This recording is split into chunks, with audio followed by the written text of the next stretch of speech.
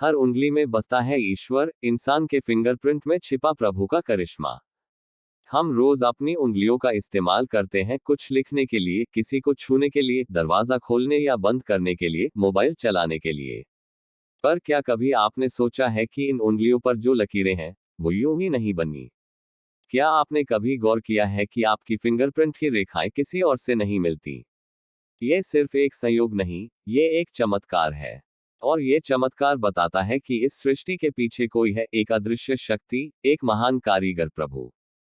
कहानी की शुरुआत। एक छोटे से गांव में एक नौजवान लड़का रहता था, आरव। बहुत ही साधारण, लेकिन बहुत ही जिज्ञासु। उसे हर बात की तह तक जाना पसंद था। वो अक्सर अपने दादाजी से पूछा करता, दादाजी, भगवान कैसे दिखते हैं? क्या वो सच में सब कुछ जानते हैं? दादाजी मुस्कुराकर कहते, बिल्कुल बेटा, अगर तू ईश्वर को देखना चाहता है तो अपने हाथ की तरफ देख। तुझे हर सवाल का जवाब वहीं मिलेगा। आरव को ये बात पहले मजाक लगी। पर एक दिन, जब उसके स्कूल में विज्ञान की क्लास में उंगलियों की बनावट और फिंगरप्रिंट के बारे में बताया गया, तो उसका ध्यान एक बात पर अटक गया, हर इंसान के फिंगरप्रिंट अलग क्यों होते हैं? माँ के गर्भ से शुरू होती है ईश्वर की कलाकारी। विज्ञान कहता है कि जब एक बच्चा माँ के गर्भ में 4 महीने का हो जाता है, तब उसकी उंगलियों पर रेखाएं बननी शुरू होती हैं। ये लकीरें कोई मामूली निशान नहीं होती, ये भगवान की बनाए एक खास पहचान होती है। हर इंसान की रेखाएं इतनी अलग होती हैं कि आज तक कोई भी 2 इंसान पूरी दुनिया में ऐसे नहीं मिले जिनकी उंगलियों के निशान एक जैसे हो। सोचिए, ये काम कोई इंसान नहीं कर सकता। जब मशीनें और वैज्ञानिक भी आज तक ऐसा फिंगरप्रिंट नहीं बना सके जो पूरी तरह से यूनिक हो, तो फिर यह काम कौन करता है? उत्तर सीधा है, भगवान। डीएनए से भी आगे की बात। हम जानते हैं कि शरीर की बनावट हमारे डीएनए से तय होती है। पर जब फिंगरप्रिंट की बात आती है, तो डीएनए भी ये तय नहीं कर सकता कि रेखाएं कैसी होंगी।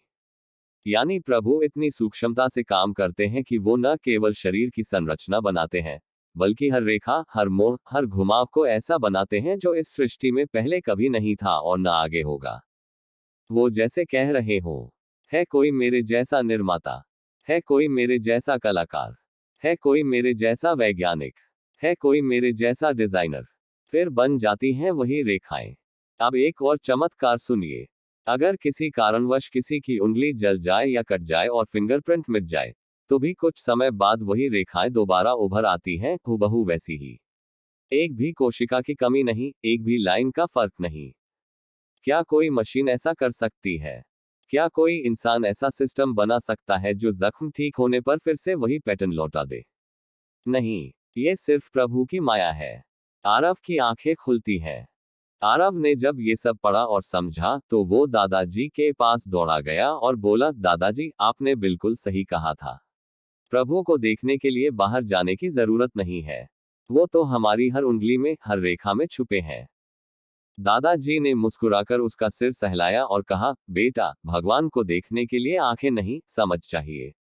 जिसे समझ आ गई, वो हर चीज में ईश्वर को देख सकता है। कोई तो है जो चला रहा है। हम जब अपने जीवन की जटिलताओं में उलझते हैं, तो अक्सर भूल जाते हैं कि कोई ऊपर है जो सब देख रहा है, सब जानता है, सब संभालता है। ये छोटी छोटी चीजें, जैसे फिंगरप्रिंट, हमें याद दिलाती हैं कि हम अकेले नहीं हैं। वो जो हर एक लकीर को अनोखा बनाता है, वही हमारी जिंदगी की हर राह को भी अनोखा बनाता है।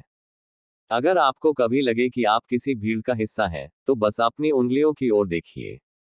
वो कहेंगी, तुम खास हो, क्योंकि तुम्हारे जैसा कोई नहीं। इस करिश्मे से क्या सीखें? ईश्वर की उपस्थिति को समझिए। वो हमारे आसपास है, हर कण में, हर रेखा में। अपने आप को कम मत समझिए। जब भगवान ने आपकी पहचान इतनी अनोखी बनाई है, तो आप भी उनके लिए खास हैं।